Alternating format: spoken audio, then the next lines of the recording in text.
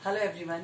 आज की इस वीडियो में हम पढ़ने जा रहे हैं इक्विलिब्रियम ऑफ मोनोपोलिस्ट, एक एकाधिकारी का साम्य। ऐसे तो थ्योरेटिकली तो हम पिछले वीडियोस में जहां मोनोपोली मार्केट के बारे में मैंने वीडियो बनाया था वहां पर सब कुछ पढ़ चुके हैं, लेकिन आज के इस वीडियो में मैं आपको बताने जाऊंगी कि एक एकाधिकारी का साम्य, इसको हम एक न्यूमेरिकल एग्जाम्पल की सहायता से अध्ययन करते हैं। जैसा कि आप सबको पता है कि एकाधिकारी का साम्य ज्ञात करने की दो विधियां हैं। पहली विधि है टी आर बराबर टीसी मेथड और दूसरी विधि है एम आर बराबर एमसी मेथड। जब हम टी आर बराबर टीसी मेथड की बात करते हैं तो इसे हम इस रेखा चित्र से समझ सकते हैं। इस डायग्राम में जैसा कि आपको दिखाई दे रहा है कि ये टीसी वक्र है यानी टोटल कॉस्ट कर्व है, और ये टी आर कर्व है, ये टोटल रेवेन्यू को बता रहा है। जहां पर टी आर वक्र टीसी वक्र को काटता है वो दोनों बिंदु साम्य के बिंदु हैं। इन दोनों के बीच में जो स्पेस आपको दिखाई दे रहा है, ये स्पेस जो है यह एक एकाधिकारी के लाभ के बारे में बताता है। इस पोर्शन के इधर यानी लेफ्ट साइड और राइट साइड दोनों तरफ अगर हम ध्यान दें तो आपको दिखाई देगा कि इस स्थिति में एक एकाधिकारी की का जो टोटल रेवेन्यू है और जो टोटल कॉस्ट है उसकी स्थिति अगर आप देखें ध्यान से तो टोटल कॉस्ट तो ज्यादा आ रही है और टोटल रेवेन्यू कम है, यानी यहाँ पर एक एकाधिकारी को हानि की प्राप्ति हो रही है। सेम कंडीशन यहाँ पर भी है कि टीसी वक्र ऊपर है, टीआर वक्र नीचे है, यानी ये पोर्शन भी लॉस की स्थिति को बता रहा है। तो एक एकाधिकारी को जो प्रॉफिट प्राप्त हो रहा है वह इस ए और बी बिंदु के बीच में प्राप्त हो रहा है। ए और बी बिंदु के बीच का जो स्पेस है यह एक एकाधिकारी के प्रॉफिट के बारे में बताता है, क्योंकि इस दूरी में एक एकाधिकारी का टोटल रेवेन्यू अधिक है जबकि टोटल कॉस्ट कम है। एक एकाधिकारी को सर्वाधिक लाभ कहाँ प्राप्त होता है, इसे पता करने के लिए हम देखेंगे कि टीआर और टीसी वक्र के बीच में जहां अधिकतम दूरी होती है उस स्थान पर एक एकाधिकारी के लाभ की मात्रा अधिकतम होती है। और ये आपको यहाँ पर दिखाई दे रहा है इस सी और डी बिंदु के बीच का जो स्पेस है, जो दूरी है, ये दूरी अधिकतम लाभ को प्रदर्शित कर रही है, यानी एक एकाधिकारी को ओ क्यू मात्रा का उत्पादन करने पर अधिकतम लाभ की प्राप्ति होती है। इसी प्रकार जो दूसरी विधि है एकाधिकारी के साम्य को ज्ञात करने की, वो है एम आर बराबर एमसी मेथड। यानी जिस स्थान पर एक एकाधिकारी का एम आर और एमसी बराबर होता है, यानी एम आर वक्र जहां एमसी वक्र को काटता है वहां पर एक एकाधिकारी को साम्य की प्राप्ति होती है। यहाँ आप इस रेखा चित्र में देखेंगे कि ये एक एकाधिकारी का ए आर वक्र है और ये एम आर वक्र है। M R is equal to MC, MC वक्र एम आर वक्र को यहाँ ई बिंदु पर काट रहा है। ये ई बिंदु इक्विलिब्रियम का पॉइंट कहलाता है। इस स्थान पर ओ क्यू क्वांटिटी तय होती है, ओ पी प्राइसेस तय होती हैं। इस पर्टिकुलर डायग्राम पर अगर हम कॉन्सेंट्रेट करें तो हम देखेंगे कि ओ क्यू उत्पत्ति की मात्रा पर एक एकाधिकारी को जो स्थिति प्राप्त हो रही है, उसे लाभ प्राप्त हो रहा है या हानि प्राप्त हो रही है, इसे जानने के लिए अगर हम देखें तो आप देखेंगे कि एवरेज कॉस्ट कर्व यहाँ पर ऊपर स्थित है जबकि एवरेज रेवेन्यू कर्व नीचे स्थित है। यानी एक एकाधिकारी का आगम कम है और उसकी लागतें अधिक है। तो इससे स्पष्ट हो गया कि यहाँ पर एक एकाधिकारी को हानि की प्राप्ति हो रही है। यहाँ एकाधिकारी को P Q per unit loss प्राप्त हो रहा है और पी क्यू आर एस उसको टोटल लॉस की प्राप्ति हो रही है। तो ये दोनों विधियां आपने एकाधिकारी के साम्य की विधियां देखी। अब हम इसे एक संख्यात्मक उदाहरण की सहायता से समझने की कोशिश करते हैं। आपके सामने यहाँ पर एक क्वेश्चन दिया हुआ है। डिमांड फंक्शन दिया है Q is equal to 360 minus 20P और टोटल कॉस्ट फंक्शन दिया है 6Q प्लस 0.05Q स्क्वायर। इस क्वेश्चन में हम ज्ञात करेंगे Q यानी क्वांटिटी को, P यानी प्राइस को, पाई यानी प्रॉफिट को। That means we should find out Q, P and pi. अब हम प्रश्न को हल करना शुरू करते हैं। सबसे पहले हम ध्यान देते हैं डिमांड फंक्शन पर, which is Q is equal to 360 minus 20P। यदि हम P को बाहर निकाल लें और इसे प्राइस फंक्शन के रूप में कन्वर्ट कर दें तो हमें जो फलन प्राप्त होगा वो होगा 20P is equal to 360 minus Q। इस इक्वेशन को जब हम सॉल्व करेंगे तो इसको सॉल्व करने पर हमें जो कीमत फलन प्राप्त होगा वो होगा P is equal to 18 minus 0.05Q। तो अब जो कीमत हमारे सामने दी हुई है, कीमत का फलन है 18 माइनस 0.05Q। जैसा कि आप लोग जानते होंगे, मैंने पिछले वीडियो में भी आप लोगों को बताया हुआ है कि AR यानी एवरेज रेवेन्यू अर्थात औसत आगम एक साथ में तीन चीजों के बारे में स्पष्ट करता है। AR का मतलब होता है औसत आगम। AR का मतलब होता है प्राइस और AR का मतलब होता है डिमांड, यानी AR वक्र जो है वह एक साथ डिमांड के बारे में भी बताता है, प्राइस के बारे में भी बताता है और एवरेज रेवेन्यू के बारे में भी बताता है। अब इस एवरेज रेवेन्यू की सहायता से हम टोटल रेवेन्यू को फाइंड आउट करते हैं। जैसा आपको यह दिखाई दे रहा है क्वेश्चन में, TR is equal to P into Q।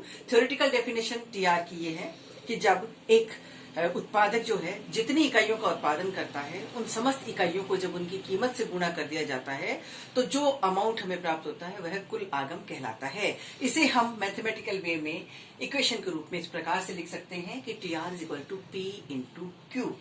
अब यहाँ पर हमारे पास में जो प्राइस फंक्शन है वो दिया हुआ है 18 माइनस 0.05Q। इसको हम Q से मल्टीप्लाई करेंगे तो 18Q माइनस 0.05Q स्क्वायर, ये हमें TR प्राप्त हो जाएगा।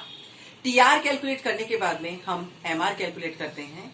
जैसा कि आप सब जानते होंगे कि TR से MR पर जाने के लिए हम डिफरेंशियल कैलकुलस मेथड को यहाँ पर अप्लाई करेंगे और आपको पता होगा कि first derivative of any total function is called marginal, यानी we should differentiate this TR function.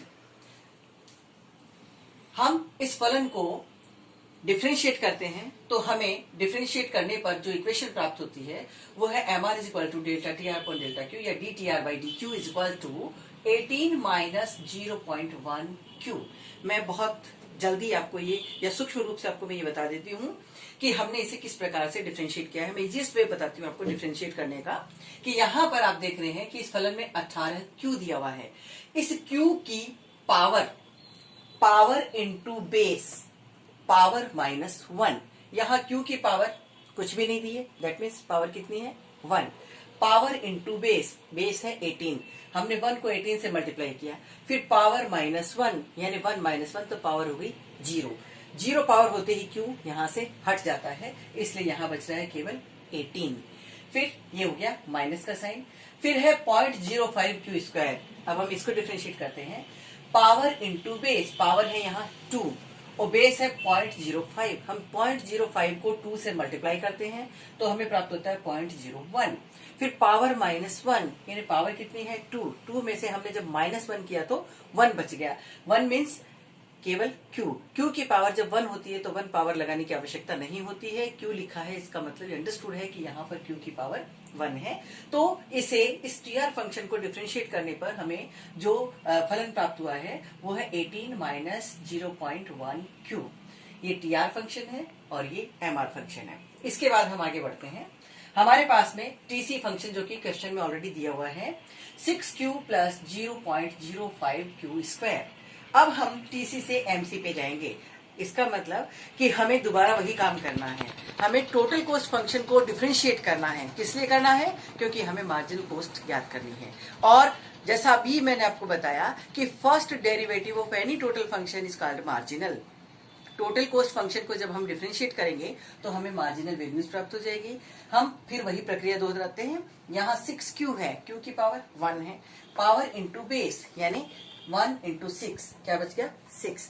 Q की पावर यहाँ 1 है, पावर माइनस 1 मीन्स पावर हो गई 0 तो Q यहाँ से हट गया, इसलिए अकेला 6 बच जाता है। फिर प्लस का साइन है, ये प्लस का साइन आ गया। फिर 0.05Q स्क्वायर, यहाँ पावर है 2, पावर इंटू बेस यानी बेस कितना है 0.05। 0.05 को जब आप 2 से मल्टीप्लाई करेंगे तो आपको प्राप्त होगा 0.1। फिर पावर माइनस 1, पावर कितनी है 2 में से माइनस किया 1 तो 1 बच गया। 1 को लिखने की आवश्यकता नहीं है, इसलिए यहाँ केवल Q लिखा गया है। तो 6 प्लस 0.1Q ये आ जाता है MC। अब हम जो MR बराबर MC मेथड है इक्विलिब्रियम को ज्ञात करने का, उसे अप्लाई करते हैं। MR is equal to MC। इसके लिए हम MR फंक्शन को लेते हैं पहले। MR जिसे हमने TR को डिफरेंशिएट करके प्राप्त किया था यानी 18 माइनस 0.1Q, दिस इक्वेशन। इसके बाद बराबर MC जो आपने अभी भी ज्ञात की है 6 प्लस 0.1Q। इस पूरी इक्वेशन को जब हम सॉल्व करते हैं तो सॉल्व करने पर हमें वैल्यू मिलती है 60। Q इज इक्वल टू 60 यानी उत्पत्ति की मात्रा मीन्स पहली जो चीज है वो हमने ज्ञात कर ली Q और उसका मान हमें प्राप्त हुआ है 60। इसके बाद में सेकंड नंबर पर हम कैलकुलेट करेंगे P यानी प्राइस को। P को फाइंड आउट करने के लिए हम प्राइस फंक्शन को देखेंगे। ये P बराबर 18 माइनस 0.05 Q दिया हुआ है। अब हमें जो Q का मान प्राप्त हुआ है, इस Q के मान को हम इस फलन में रख देते हैं Q की जगह पे। जब Q की जगह Q का मान 60 रख दिया जाता है तो इस संपूर्ण समीकरण को हल करने पर जो मान प्राप्त होता है वह है 15, यानी प्राइस है 15। क्वांटिटी हमने फाइंड आउट की 60, प्राइस हमने फाइंड आउट की 15। अब नेक्स्ट स्टेप हमारा होगा कैलकुलेट करना है हमें पाई को। पाई मीन्स प्रॉफिट को। प्रॉफिट को कैलकुलेट करने का फार्मूला है टीआर माइनस टीसी, यानी टोटल रेवेन्यू और टोटल कॉस्ट का डिफरेंस जो होता है वही तय करता है कि किसी भी उत्पादक को हानि प्राप्त हो रही है या लाभ प्राप्त हो रहा है। Then pi is equal to TR minus TC. TR जो है, इस टीआर को हमें कैलकुलेट करना है। टीआर को कैलकुलेट करने के लिए हम जो हमारे पास में टीआर फलन दिया हुआ है, इस टीआर फंक्शन में हम ये देखिए 18Q माइनस 0.05 Q स्क्वायर है। यहाँ मैंने लिखा है Q की जगह हम Q का मान लिख देते हैं। Q का मान लिख करके और हम इसे ज्ञात कर रहे हैं। यहाँ हमने डायरेक्टली भी ज्ञात कर सकते हैं, इसको इस फलन में रख के भी आप मान ज्ञात कर सकते हैं। यहाँ डायरेक्ट ज्ञात किया गया है P इंटू Q। जैसा आपने देखा कि प्राइस कितनी 15 आई थी और क्वांटिटी आई थी 60। Then 15 into 60 is equal to 900। TR जो आ रहा है वो है 900। नाउ टीसी फंक्शन ये हमारे सामने दिया हुआ है और इस टीसी को हमने Q का मान टीसी फंक्शन में रख करके ज्ञात किया है, जैसा आपको यहाँ पर इक्वेशन में दिखाई दे रहा है। 6Q, Q की जगह यहाँ 60 लिख दिया है और यहाँ Q स्क्वायर की जगह 60 का होल स्क्वायर लिखा हुआ है। इस पूरी इक्वेशन को जब हमने सॉल्व किया तो हमें मान प्राप्त हुआ 540। तो अब हमारे सामने टीआर और टीसी दोनों दिए हुए हैं, हम डायरेक्टली इसको फाइंड आउट कर सकते हैं। Pi is equal to TR minus TC, then 900 minus 540 is equal to 360, यानी पाई इज इक्वल टू 360। अर्थात जिस समय एक एकाधिकारी उत्पादन की प्रक्रिया को पूर्ण कर रहा है इस फलन के दिया हुआ होने पर, तो ऐसी स्थिति में वह 60 इकाइयों का उत्पादन कर रहा है और प्रति इकाई कीमत उसकी है 15 रुपए और उसको कुल 360 रुपए का लाभ प्राप्त हो रहा है।